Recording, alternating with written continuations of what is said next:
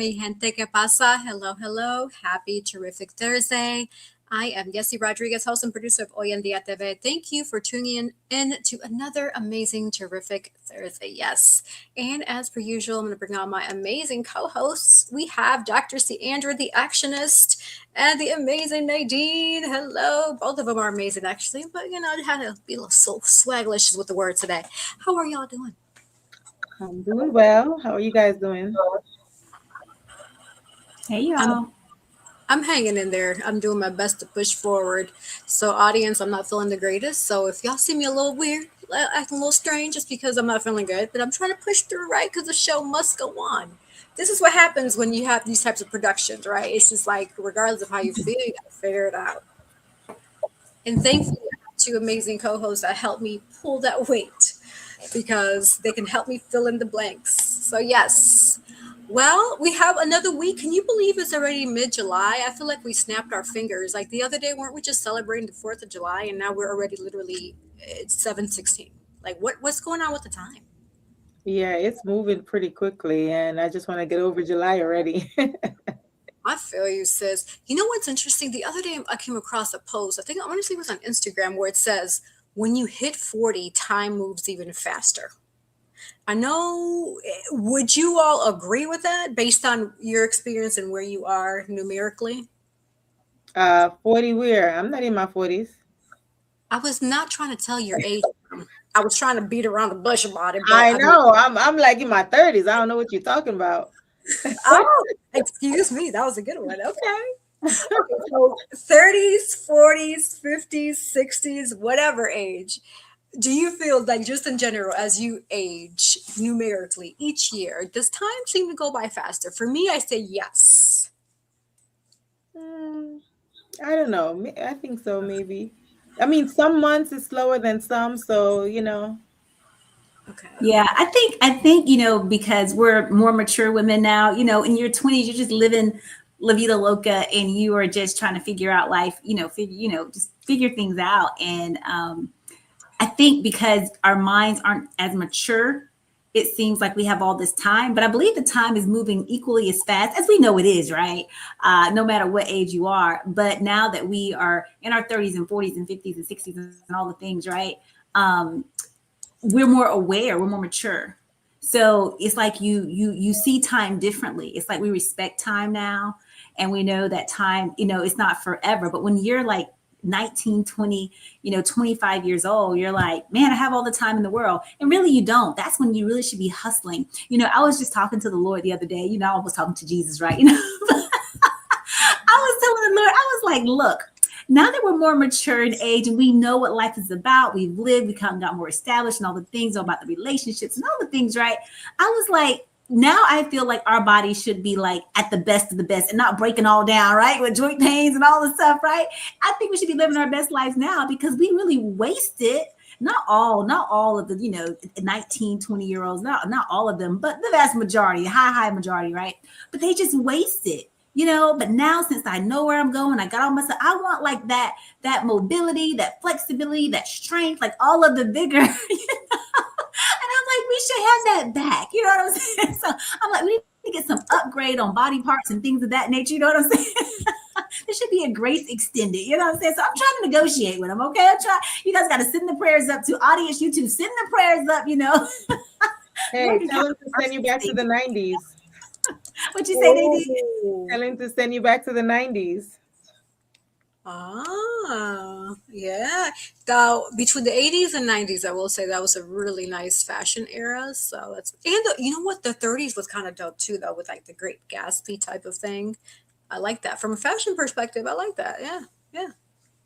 So I know, right? Life, right? In your past life, you lived in the 30s. Yeah.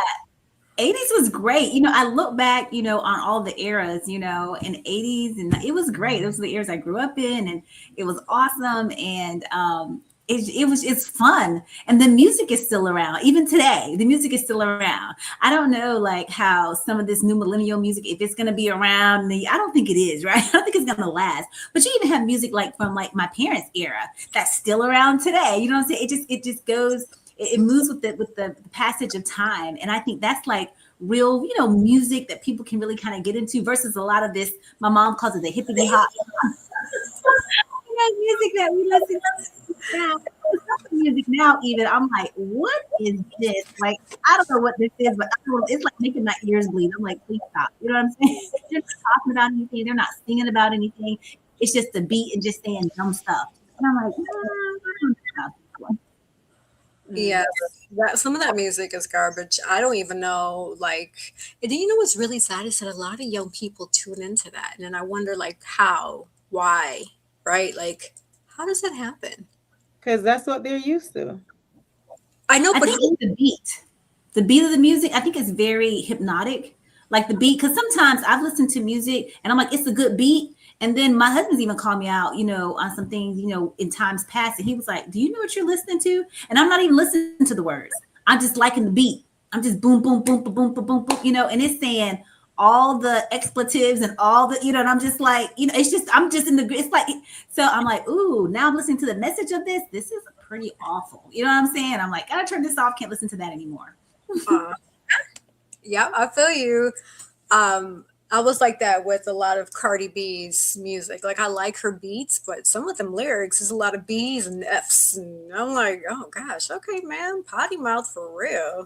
Her beats are dope, but some of the lyrics I'll be like, oh, okay, a little questionable, but it's all good, right? It is what it is.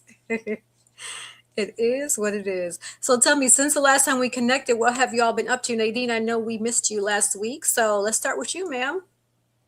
Me, I just been working, grinding, doing auditions and just focusing on me and focusing on life. That's about it. Oh, yes, I love that. Yes, yes, yes. How about you, Well, for Susan? me, I have been working with Slay the Scene Academy with you, Yessie Rodriguez. Woo-hoo-hoo. And just this past weekend, it was so much fun.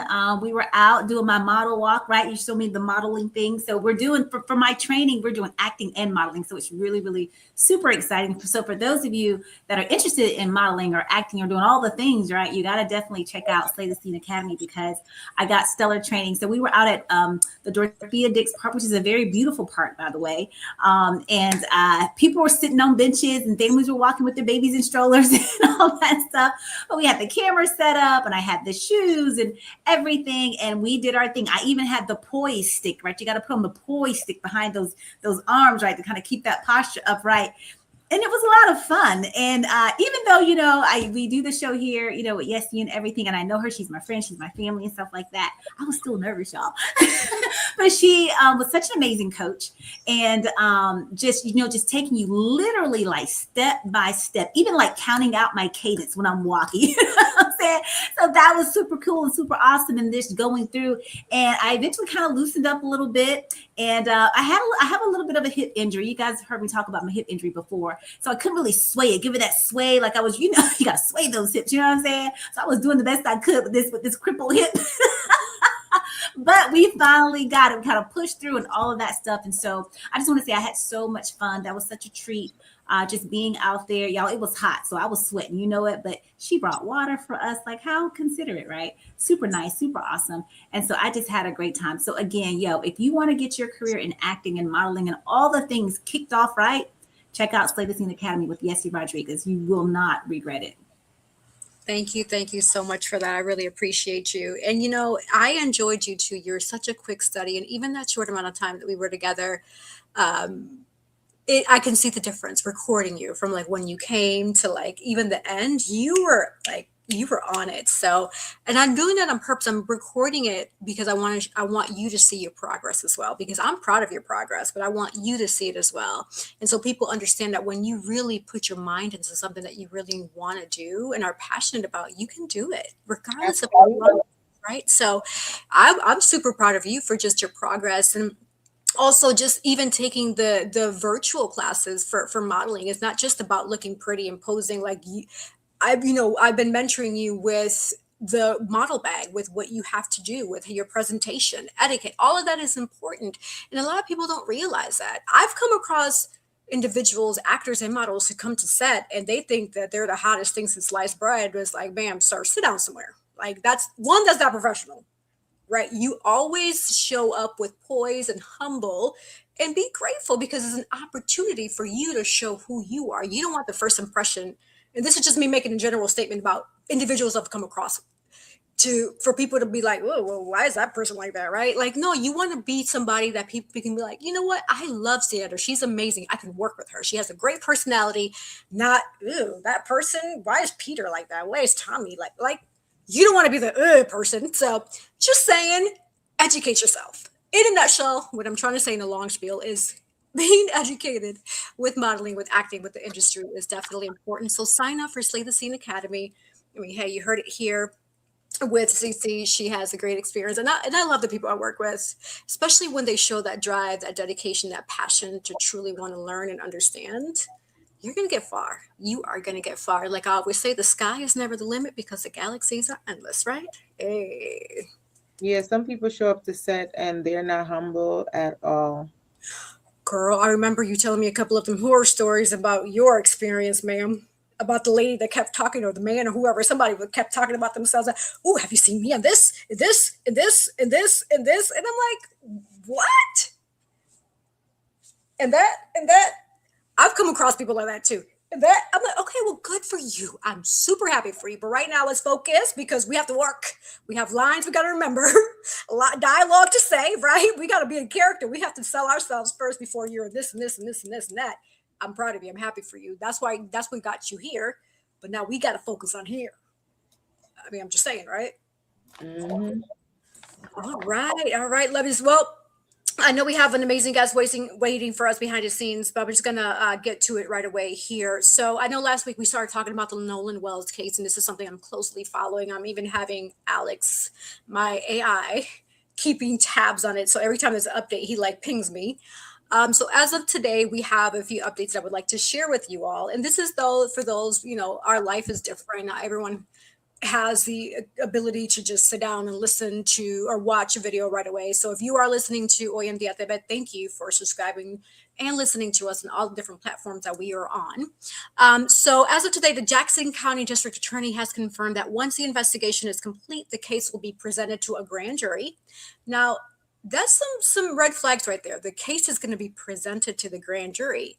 So let's put on our thinking hats. The case is going to be presented to a grand jury, which tells me that something interesting and deep and profound has been found, right? Also, the DA emphasized that this is not by itself an indication that criminal charges will be filed, which I guess I got to say that as to cover themselves. The Wells family attorney, Ben Crump, confirmed this followed a meeting between the family and the DA. The Wells family and prosecutors have agreed to jointly inspect and download data from Nolan Wells' cell phone as part of the ongoing investigation, with both the family's team and law enforcement participating in the review.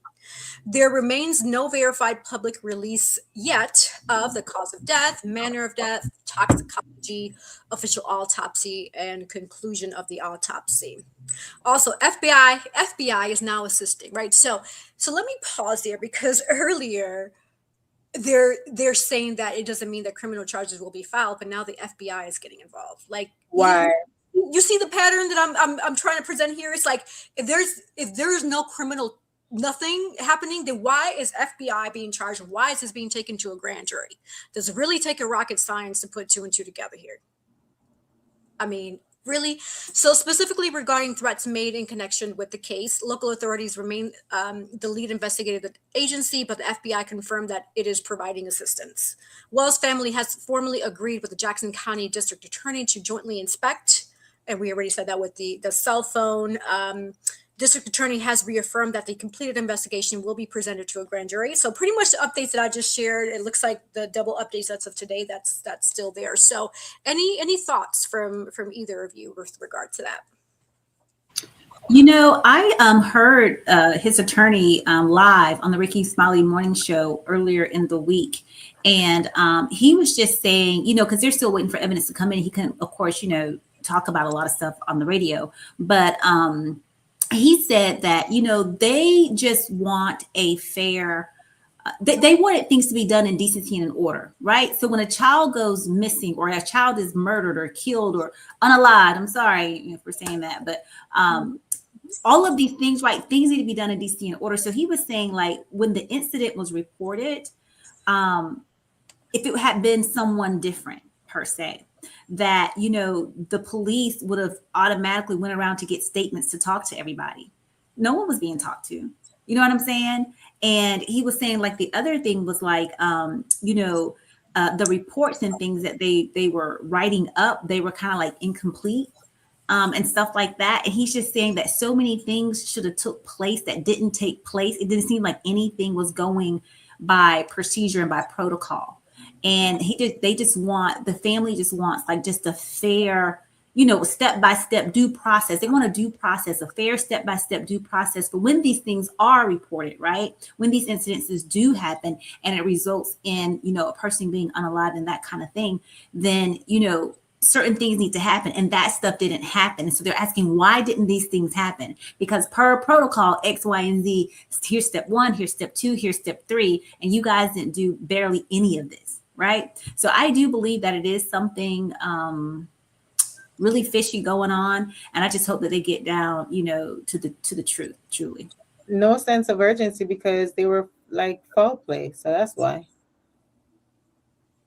Yeah. Also, what got me too is, and this is what I've been thinking about too, the alcohol, right? They're claiming, oh, these teens were drunk. Who was the adult that supplied these teens with alcohol? That person definitely needs to be held liable.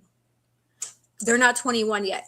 And it's interesting because I've been following some of the group chats, and one you could tell she was young. She made a point. She was like, oh, well, in Mississippi, as long they could drink at 18. And I looked up that law quickly. You know me, Inspector Gadget on it. I went under the Mississippi, it was like public code law, whatever. And I even copied everything.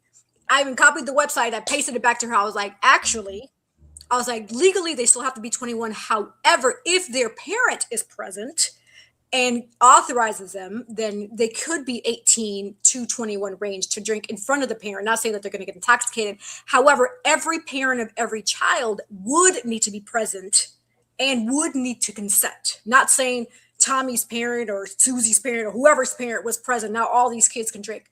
No, that's not how it works, right? So people are just, they're not doing their due diligence. They're just talking out of thin air and not really bringing in facts. And it's really unfortunate because it's just really getting very convoluted with a lot of rumors and speculations. It's just a mess. But yes, I agree that there's... Oh, go ahead. Yeah. There's supposed to be a protest going on. Is it this weekend that there's supposed to be like a protest or something for him?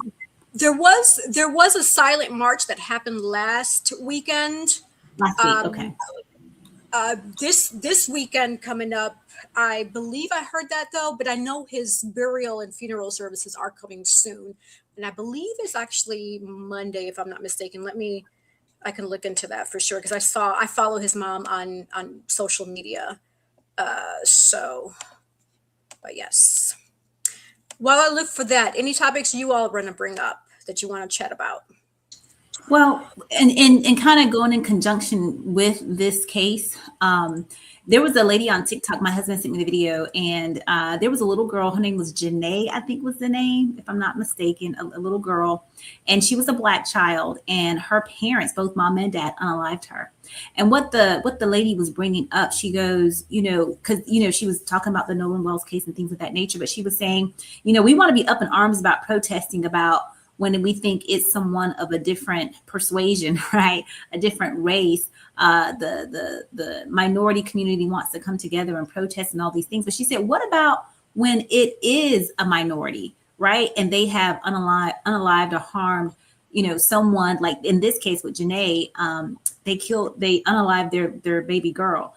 And but nobody, I never even heard about this case. I sent it to Nadine, and I was like, I never even heard about this case. And but like, there's crickets. Like, no one's up in arms and protesting against that. Like when it's Black on Black crime and all of the things, you know, we talk about it a little bit, but no one's really going to the great lengths, right, to be able to kind of get this stuff under wraps. And then we're not going out there, you know, being up in each other's face, right, about why are you doing this? Why are you hurting your own? Why are you, doing all of these things? And why is that? That shouldn't be. But we want to come together when it's so it purports more of the disparity with the racial, how they always try to pit us against, to divide and conquer, divide and conquer. And so the lady made a lot of good points. And I told my husband, I thanked them for sending me the video, because I was like, yeah, I never even heard about this kid. I never heard about this case. And not only that, they put some kind of cleaners and stuff to dissolve, her body. These are her parents, the ones that's supposed to protect her and keep her safe and all these things. And this mom and dad, they're both in on this. And I don't really know like how they found out what had happened. I didn't go that deep because it disturbed me so much. I was just like, Was it the neighbors who found them or called the cops, or I forgot how? I couldn't read anymore. But check it out. It's there. They had a whole news thing about it. I just never seen it. Just and I'm like, why isn't our community upset about that? I couldn't look at the rest of it. It was, especially a young kid too. Like, that's crazy. You know what's so interesting? Who's the main one that always harps about birth control? Parents like that should have been on birth control. Those two specific, man and woman, should have been on birth control. They do not deserve to be parents. That's why I always say, please, if you are not physically, mentally, emotionally, financially, and spiritually aligned and ready to be a parent, do not be a parent. And there are so many people out here, who want kids, can't have kids, and there are these parents that just don't give a damn about their kids. Yep. I still vote for people to have freedom of choice when it comes to that. But I would say if there was some sort of solution, if people could be vetted to have kids, in a sense, like go under a psychological evaluation, right? To make sure there's a sound mind and body. You know what I'm saying? To make sure military, we do it. Before we go to war, we have to go through a whole psychological evaluation before we go into war and when we come back, right? And so that should be taking place. I think that should be a part of responsible people. You know what I'm saying? They would probably be all on board for this kind of thing. But if it was some kind of law, just to kind of vet people, even when it came to like buying guns, because for the longest time with purchasing weapons, you didn't have to have any kind of psychological evaluations. And some states are now saying, hey, we need you to kind of do this questionnaire just to kind of see where you know what I'm saying, to see where you are mentally, because it might send up a flag and we say, no, we can't sell you this weapon, and so the same thing with parenting. It might send up some flags and say, but then what do you do?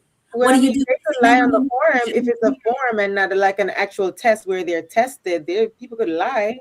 But guess what? If they lie, then they're going to do jail time. Because you damaged your child. We did this test and you lied, and guess what? That's jail time. That's the consequence. But you know what? I'm glad you said that, because I've shared that before. So I'm so glad that you and I are there with that vetting process. I love that, because let's think about this real quick, right? If there was that vetting process to really weed out a person or person's mother, father, whomever, individuals, because this happens even in the foster system. I feel bad for some of these foster kids too.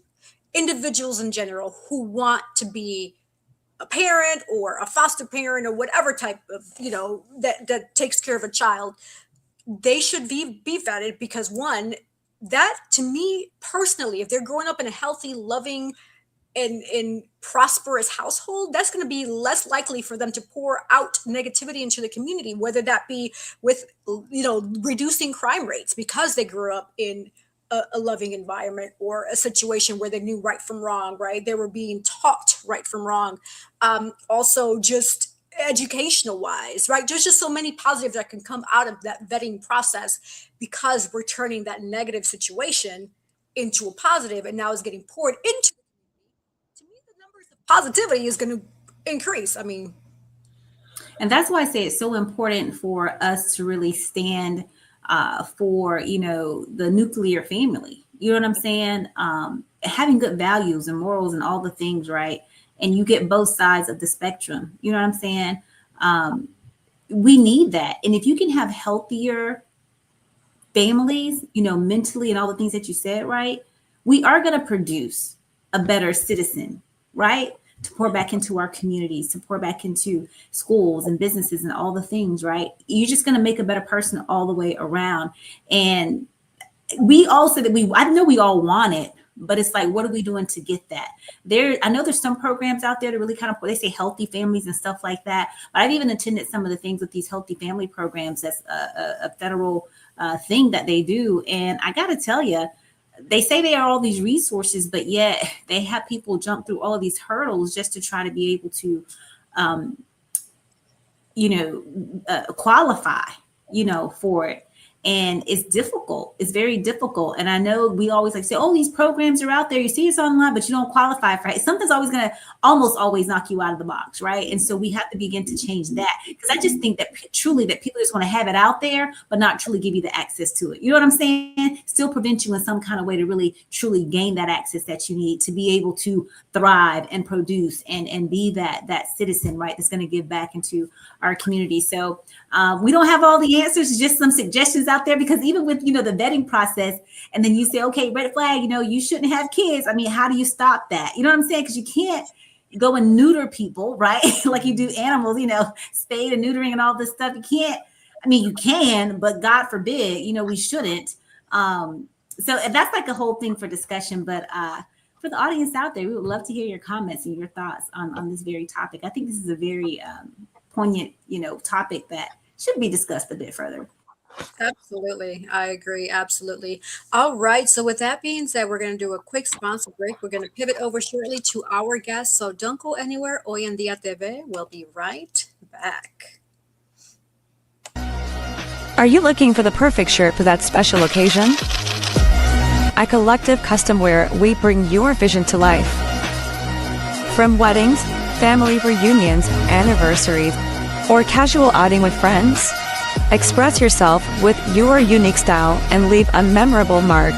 Order now. Our custom shirts are designed just for you.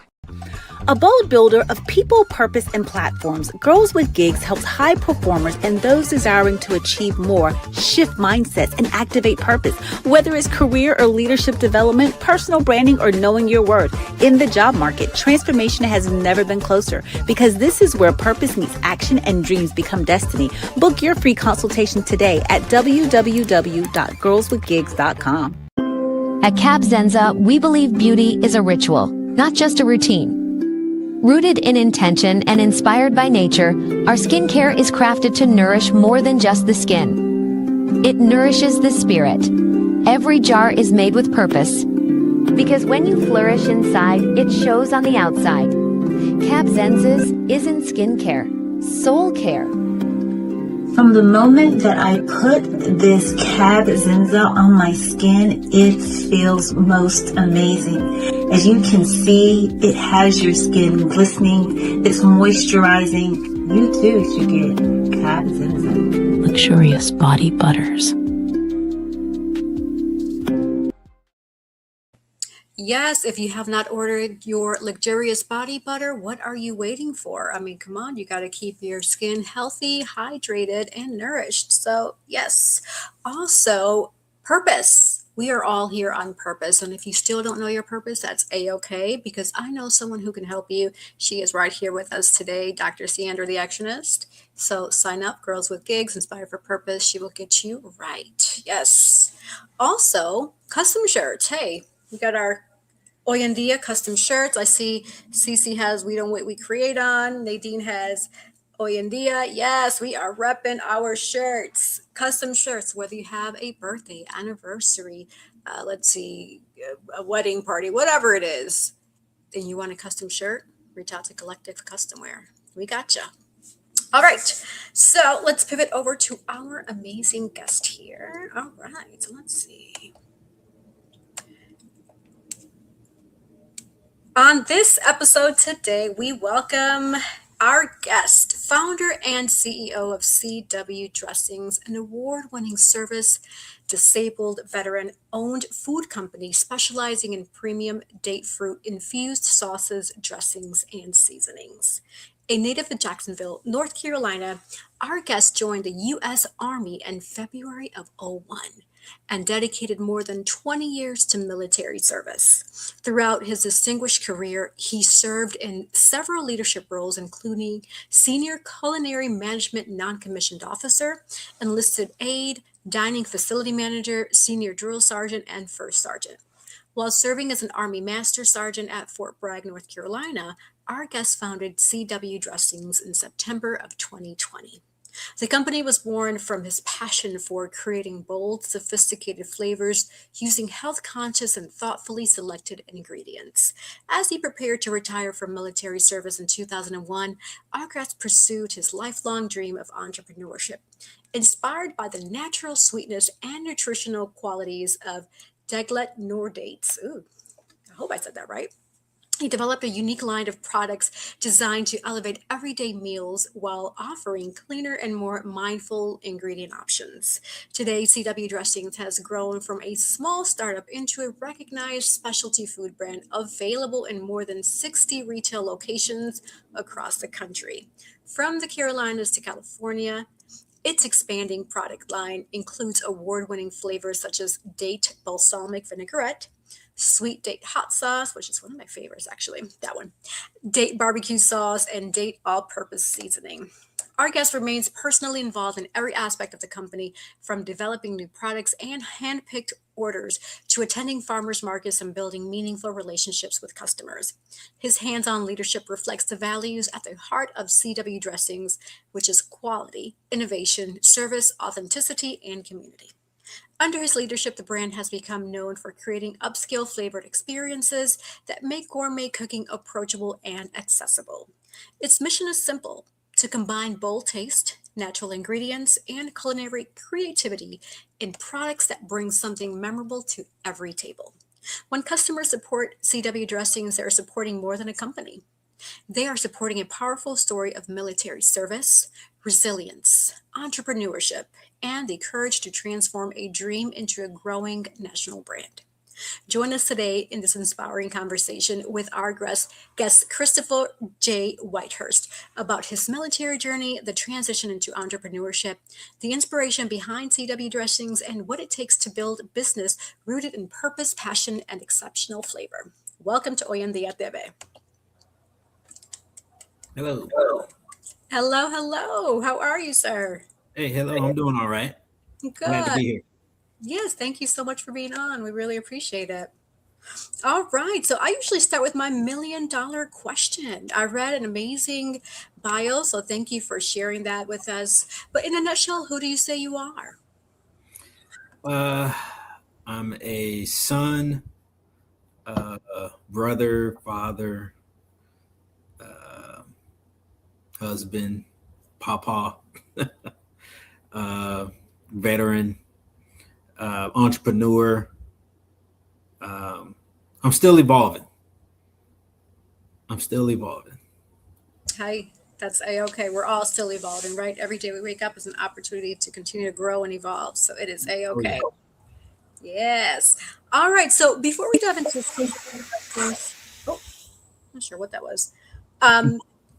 Tell us a little bit more about who you are beyond the veteran chef and entrepreneur. Pretty much, let's go ahead and dive into that, because that to me is an interesting transition. I know you started in the military when you were in Culinary, and now you decided to transition when you retired. So tell me how that process worked for you. Transitioning for me was fairly simple. I was ready to get out. I was ready to do other things. One thing I knew for certain is that when I did retire, I did not want to get a job. I did not want to punch a time clock. I felt 20 years of being told where to be, what to put on was enough.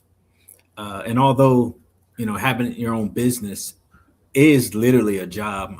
There's a saying that says, when you own a business, you work more than 9 to 5. And that is definitely true, because I work sometimes 40, 50, 60, 70 hours a week, including driving all over North Carolina. So the military really gave me, the discipline that I needed to fulfill this journey. Yeah. Okay, awesome. I'm curious about the Deglet Noor dates. I Yeah. hope I'm right. Yes, So Deglet Noor. me, who's not fully familiar with the date, this type of date. What makes them so special in terms of flavor, and how do you use them in your recipes? So in the U.S., you're typically going to see two variations of dates. It's either the medjool date or the deglet nor date, which is the one I use. They're both pretty much the same, except they're different in size. And the medjool date is a lot sweeter.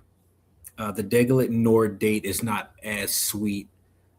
Actually, when I first started, the date balsamic vinaigrette was my first product.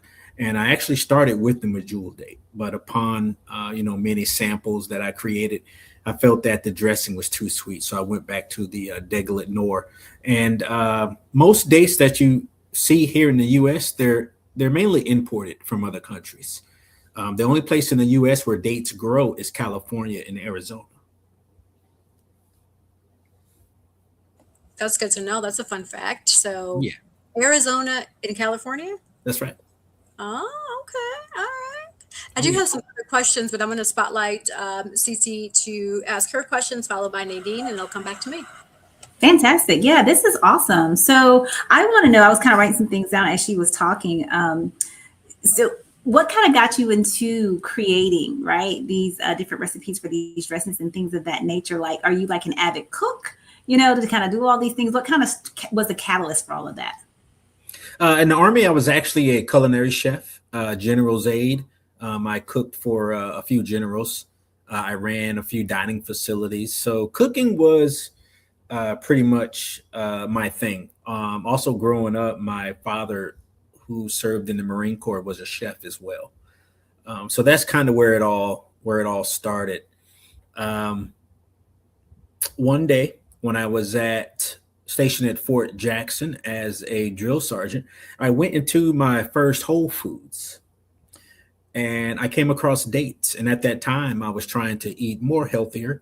I was eating more salads, more vegetables, and I really began to read labels. And I realized that salad dressing has a lot of unnecessary ingredients in it when you read it.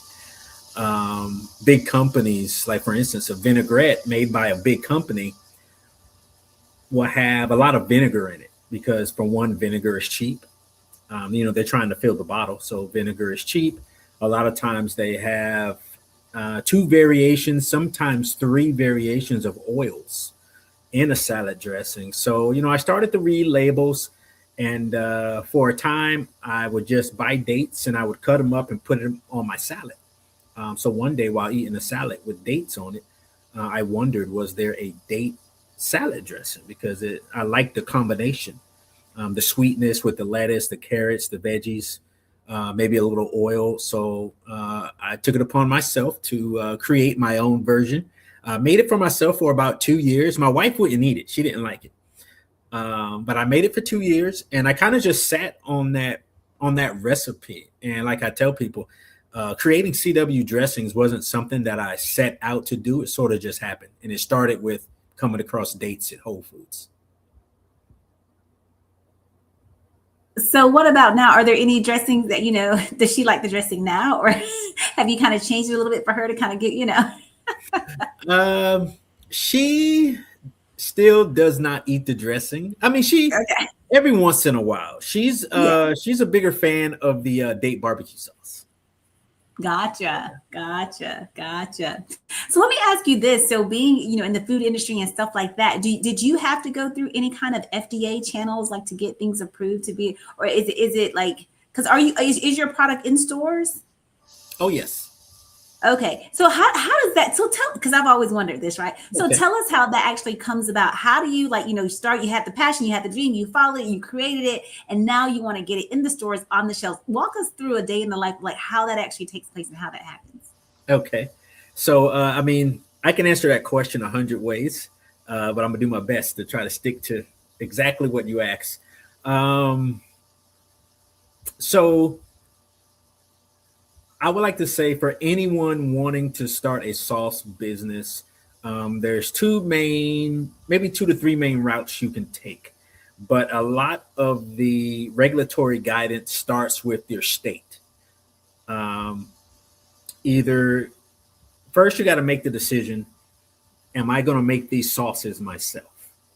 Am I going to make them in my kitchen? Am I going to go to a commercial kitchen? Am I going to pay a co-packing company to make my sauces? So I started out making my sauces from home, and the only one that I physically made was the balsamic vinaigrette, my very first ingredient. But early on, I'm talking like after a month of making 100 bottles a week, I was like, okay, I can't continue to do this. I want to run a business, not, be in the kitchen. There's other aspects to running a business that take up a lot of time, and being in the kitchen is just not one that I wanted to do. So I knew right then that I needed to find a co-packer to make my product for me. So once I did that, a lot of the regulatory stuff the co-packer takes care of. I just mainly had to give him the ingredients. They had to duplicate it, show me that they can make my recipe. And once that is done, they send the samples off to the state for testing. And you get your acidity results, and you also get your ingredients panel. So it's a lot easier than what one may think, starting a sauce company. Yeah, that's great. That gives me hope, because I thought it was like all this red tape and all this stuff, because you see so many products like in our grocery stores and things of that nature. And I've always wondered, like, what is the steps, right, to really get that product out into the stores? And then I also know, like, I'm not sure where your product is on the shelves. And I didn't know if there was like a certain number, or, that your company has to gross in order for you to kind of pick that shelf space or something like that. Because it's all about, marketing as well. And when people go in like of an average height, when they do all these things, I didn't know this was like a whole science, right? But I was looking into this stuff and I'm like, this is so amazing.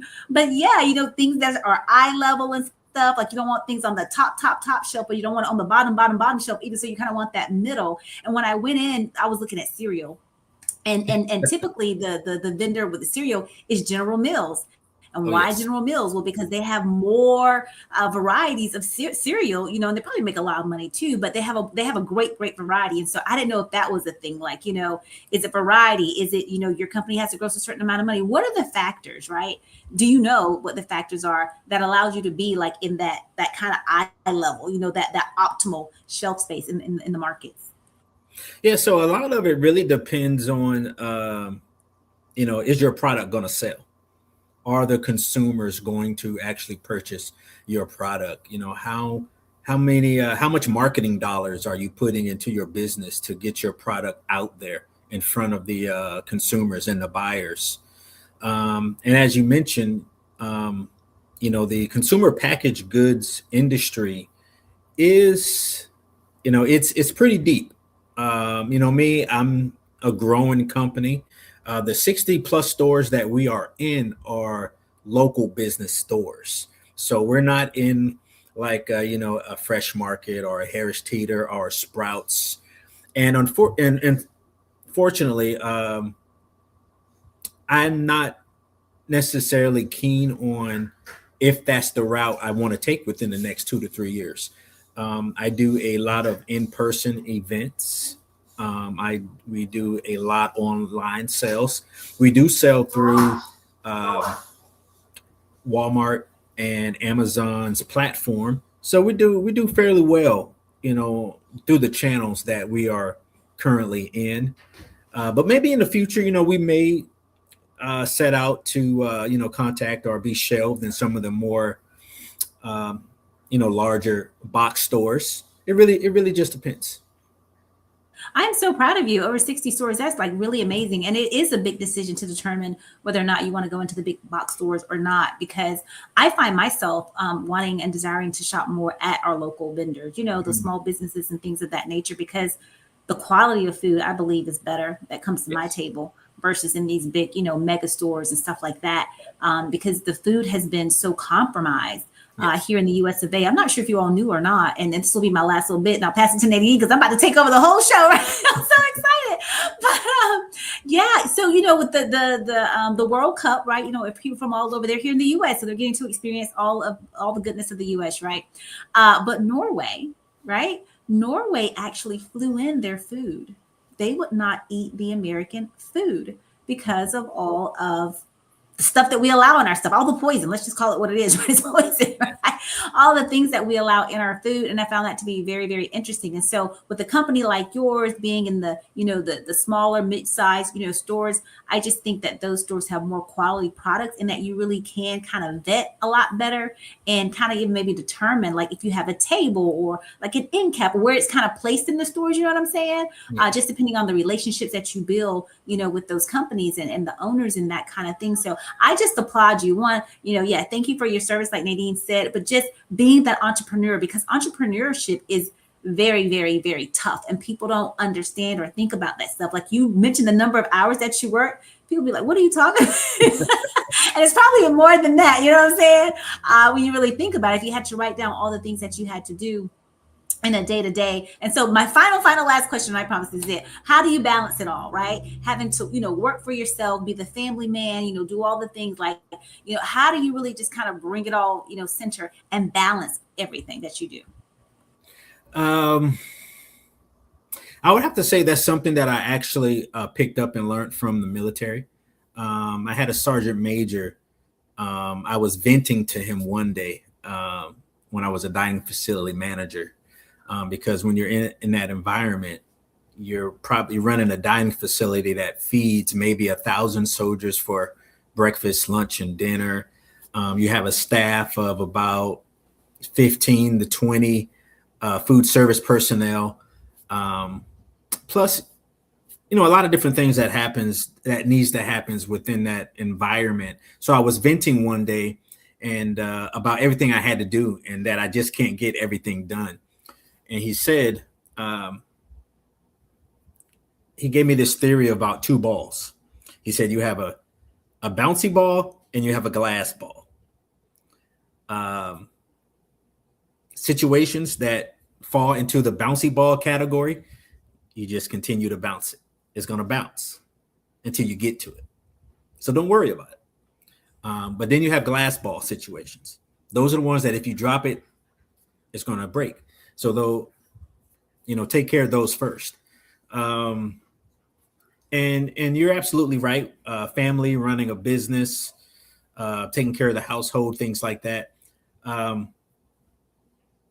kind of just let it all fall into play. The way that I'm set up is that I don't really worry or complain or, nothing really gets to me a whole lot.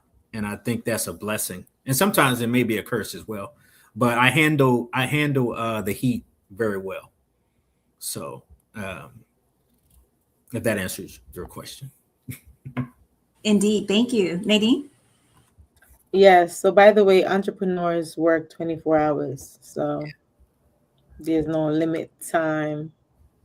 You could have a store and you get a sale at 3:00 in the morning. You hear the ding on your phone. Oh, let me go charge that sale. So entrepreneurs do work 24 hours. Oh yes. But anyway, I still pack orders myself. So exactly, and you do it all weeks of the morning, right? Oh yeah. Exactly. So, which CW dressing product should a first-time customer try and why? I would say for a first-time customer, they should get acquainted with our flagship product, which is our date balsamic vinaigrette. It's very versatile. It's clean ingredients. It is sweetened only with dates. It is also made with extra virgin olive oil, no soybean oils, no canola oil. This overall clean, healthy product that's very versatile. You can use it on salad, salmon, Brussels sprouts, caprese salad. You can use it as a meat marinade, drizzle it over pizza, avocado toast. So, I mean, the list goes on and on. And that's one thing that I really paid attention to when I started creating my products. I wanted something that was very unique, very different, but also very versatile. And ultimately, I told myself early on, if I couldn't make a product that wasn't already made, I didn't want to make anything. Because as you know, when you look at the shelves, there are tons of sauces out there, and we're all using the same ingredients. Some of us aren't even using ingredients. We're using chemicals. So I was really in tune to what I was putting in the product and what I wanted to share with the consumers. And how many products are there for CW? So we have 5 products all together. The date balsamic vinaigrette, sweet date hot sauce, the date barbecue sauce, our date all-purpose seasoning, which is our newest product. It just came out maybe a month ago. And we also sell organic deglet nor dates. Oh, wow. Mm-hmm. And they're just located in North Carolina? So we sell all over. We're in stores from North Carolina all the way to California, Virginia, Kentucky. I don't really chase the stores a whole lot, but if a store, wants our product, then we'll definitely make it happen to get our products in their store. Are there any products in Georgia? Right offhand, there is. I can't remember the name of the location, but we are in a store in Georgia. Matter of fact, near I want to say somewhere near Evans, Georgia. I don't know where that is. Yeah. I would have to look it up. Yeah. So what has been the biggest challenge in growing your business like nationwide? The biggest challenge is learning the ins and outs of the consumer packaged goods industry. There's a lot to learn, especially when you want to, start moving into bigger retail box stores. You have to deal with freight. You have to deal with, shipping costs, placement costs. So this is something that I've been learning over the years. I started the business in 2020, about 6 months before I retired. So my number one source of learning has been, the internet, YouTube,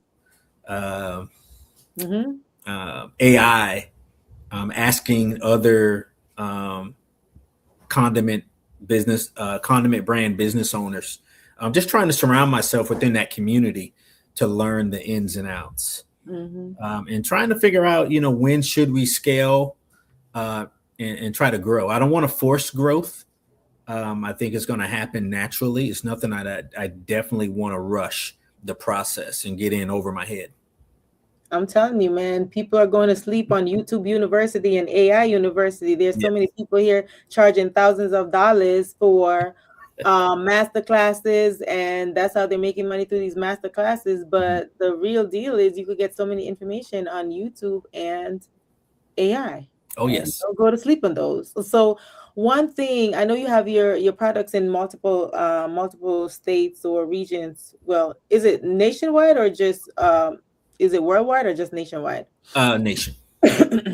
So to put your products on all the and to my understanding, I know that there are some platforms where you could put your products on one specific platform, and a multitude of vendors are on there looking at your products. Is that the case? Yes, we do that as well. We're on Fair. We sell our products on Scentsy. We're on Walmart website, Amazon website, and we're on multiple other platforms, like you mentioned, where you list your product, and retail stores are able to see your product, and if they want it, they just reach out to you. Maybe there's a fee that the platform charges, things like that. I'm actually thinking about uploading to eBay and maybe Temu as well. Yeah. Awesome. And I have one last question. So how has your military leadership influenced the way you run your business today? I get things done. Plain and simple. I'm getting it done. No matter the situation. If it has to be done, it's going to get done. And one thing I want to add is that when you look at CW dressings as a whole, and if you're able to, if you haven't already, when you look at our website, when you look at the design, the label design, the ingredients, the recipes, all that was done by me and AI, my overworked employee. Yeah. But what about that? my overworked employee with no pay, nothing, no benefits. But everything, every single aspect of this business has been done pretty much by me. But also, I'm smart enough to know that at some point there is going to have to be a pivot, because I do not want to be that point of failure as well. So at some point, I am going to have to get out of my own way and pivot and do things a bit different in order to, manufacture growth. So I'm well aware of that. I want to, within the next year or two, I want to hire an employee. This year, I was able to move a majority of my stock and inventory out of my garage. We have a small warehouse now. So, we're moving in the right direction. Like I mentioned before, it's nothing that I want to rush, but, I'll be, but I'm also putting a time stamp on it, because I'll be 50 this year. I don't want to be 75 doing this, at that age. I want to be, reaping the rewards, or maybe even, have sold the company by then. So. Right. Okay, great. Thank you so much. Oh, thank you. Mm-hmm. Awesome. Yes, this is a great conversation. Thank you so much for just being open and transparent. Also, let me ask you this. For many veterans, because people, from what I've heard, fellow veterans experience like uncertainty, right? They don't know what to do after leaving the service, especially transitioning into civilian life. So what really helped you redefine your identity and the sense of purpose after that retirement? Is it because you already had the experience in the culinary art field in the, while being in the military? For me, I'm just a driven individual. Leading up to my retirement, about a year out, I would say maybe a year to 8 months out, no, I did not know what I was going to do. Okay. Once I retired.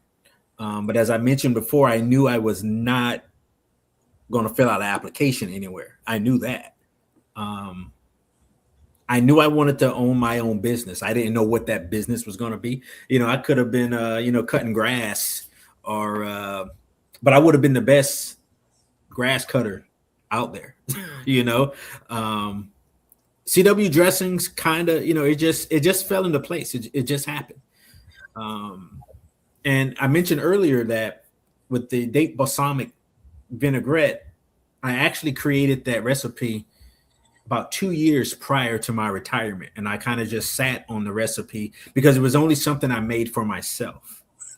After leaving Fort Jackson, I came back to Fort Bragg, and we had a potluck. And this is a little bit of the founder story. So we came back to Fort Bragg, and I came back to Fort Bragg to retire because I knew I did not want to proceed with the military once I hit 20 years. So we had a potluck at work. I'm sure you all know what a potluck is. Everybody brought their item. I brought salad and my salad dressing. That was what I brought. And the soldiers, they were like, wow, this is really good. I've never had anything like it. You should sell it. That was the first time the idea of selling the salad dressing that I made and sat on for 2 years hit me, as to the point of, oh, this is probably what I could do when I retire.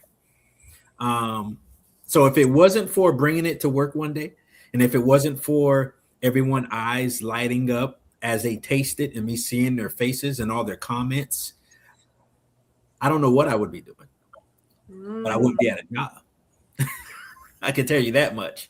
But that's pretty much, the founder story. And then this was still in the middle of COVID, because this was September 2020. A few months later, I created the hot sauce. I was like, hey, dates are really working with the vinaigrette. People love it. let me make a hot sauce. So I made the hot sauce. A year after that, I made the barbecue sauce. So once I did my market research and I realized that dates are a super fruit, and dates are also fruits that they're just not widely used as an ingredient. You know, you go to your supermarket and you will see dates in a container, but you don't see dates in other items. And it goes back to, if I'm going to do this, I have to make something that's different, because if I can't, I'm not making anything, because everyone's using the same ingredients. And I created CW dressings to be a bit more sophisticated, a little more upscaled. I wanted it to be the how could I say, the Mercedes-Benz, the BMW of sauces. Yeah. So long term, will you see CW dressings on Walmart shelves, on Food Lion shelves? Probably not, because I don't think those box store brands are the places we want to be.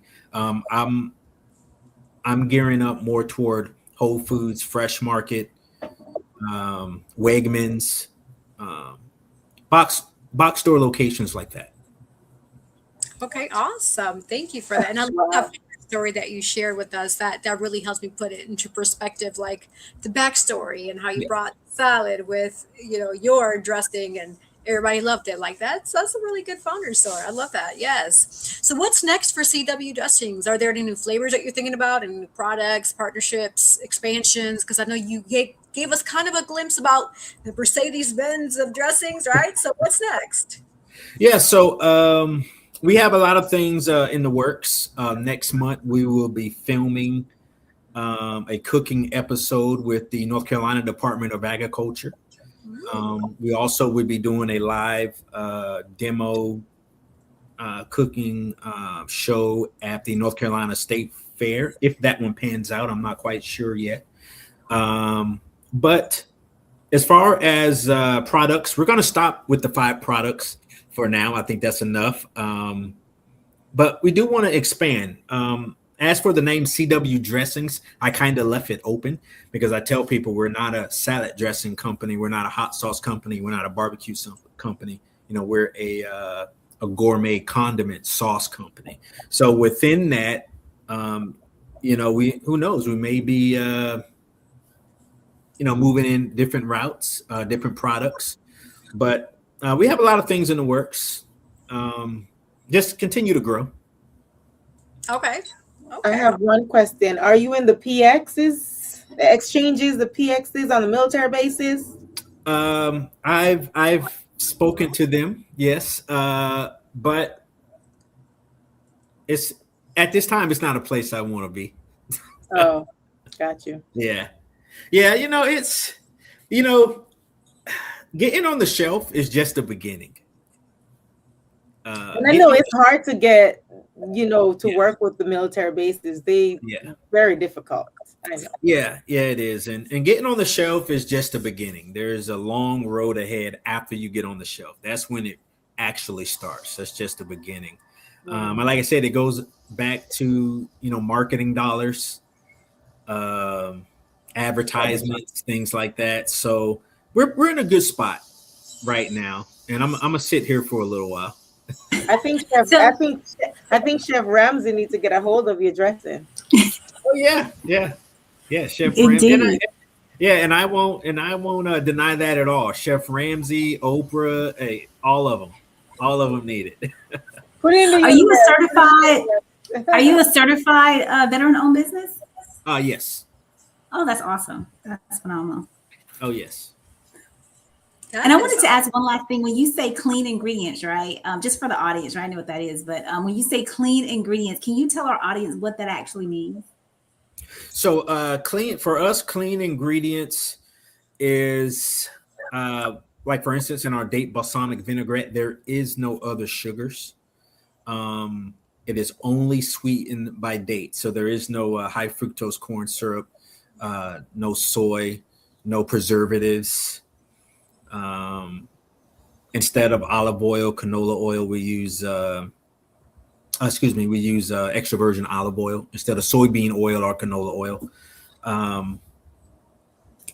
In fact, one thing I would like to mention is that the barbecue sauce, when I first made the barbecue sauce, it did have high fructose in it. Because at the time, if you ask anyone, their favorite barbecue sauce is Sweet Baby Ray's. So Sweet Baby Ray's has, a lot of their barbecue sauces have high fructose in it. So I put it in mine. But I'm glad to say that we have since removed the high fructose from our date barbecue sauce. And we've also removed the anchovies. So we made it more vegan conscious as well. That's really awesome. Cool beans. Thank you. Thank you so much. Yeah, that is awesome. Yes. All right. We are slowly coming to an end, but I do have one last question here. So, what advice would you give to someone who has an amazing business idea, but they're just too afraid to move forward and even begin with it? I would say definitely. I would say definitely act on it. But first, definitely do your market research. That is one thing that I didn't do in the very beginning. I didn't know everything that it took to run a sauce company. I just knew that people love the date balsamic vinaigrette, and I was like, okay, I'm gonna start a business. But there is a lot involved. I mean, you have to do your market research. You have to calculate ingredients. You have to determine if you're going to make it yourself or hire a co-packer. So with each step, you're giving away pieces of your margins when it comes to that. And also find a mentor or someone within that industry that you can ask questions of. I do that a lot. But definitely, if you have an idea, I would say act on it, but do your market research. Okay, awesome. Thank you so much. We're actually going to go on a quick sponsor break, so y'all don't go anywhere. We'll be right back, and then we're going to go into our last minute word segment. So get up the IE, stay right there. Don't go anywhere, right? Hey. Sponsored by Collective Wear. Available at www.yessierodriguez.com/shop and myrod-enterprise.com/shop.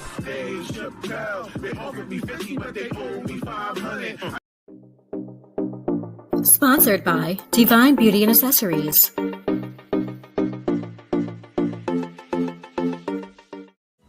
Watch Hoy En Día TV, Thursday, 7:30 p.m. Yes, shout out to all of our amazing sponsors, Collective Custom Wear, Collective Wear. We have Cabzenza Buddy Butter. Make sure to knock at Nadine's door because she will hook you up. Yes, Inspired for Purpose. Make sure to knock at Cece's door. She will hook you up. I mean, come on now. We have it here. So go and, what are you waiting for? Don't wait any longer. We got resources here, right? Also, we got CW Dressings as our guest, and I can personally vouch because I love the hot sauce. Like, I have a thing for spicy hot sauce. I tasted it. It's one of my favorite sauces. So just tell you, y'all gotta check it out. All right, yes. So this is a point in our segment where we are last minute words, and this is where anything that comes to mind, whether it is a quote or pretty much anything, something inspirational. Remind people definitely how to find you, follow you, where they can connect with you, website, etc. Whatever your heart desires, whatever God puts in your heart to say, this is the opportunity to do that. So in order to get a glimpse of how that looks, I'm going to have Cece start first. CW, you're going to go second, Nadine third. Go. All right, we got a puppy in the background. I love it. I love dogs. So, hey, I'm your girl, Sandra, the Actions with Inspire for Purpose and Girls with Gigs, where we equip, empower, and help you execute, right, your mission. We are solutionists. We help you put it into action, right, by getting it done daily. And remember this, the greatest victory, this is new for me, the greatest victory is not conquering others, right? It's simply mastering yourself under God's guidance. So leave this earth empty, for it means you have fulfilled your destiny. So remember, as always, love and light and inspire for purpose. Awesome. All right, Chris, it is your turn. All right, so I'll just share where you can find CW Dressings products. We do ship through our website. We are located in Fayetteville, North Carolina. If you go to our location tabs, you can see all the retail locations that sell our products. But we are on Instagram, Facebook at CW Dressings, and our website is cwdressings.com. And one thing I also want to add is that CW Dressings is more than just a sauce. Our products were made to make meals better. They're very versatile, clean ingredients. And just because a product is on the shelf at a big box store doesn't necessarily mean that it's healthy and that it's good for you.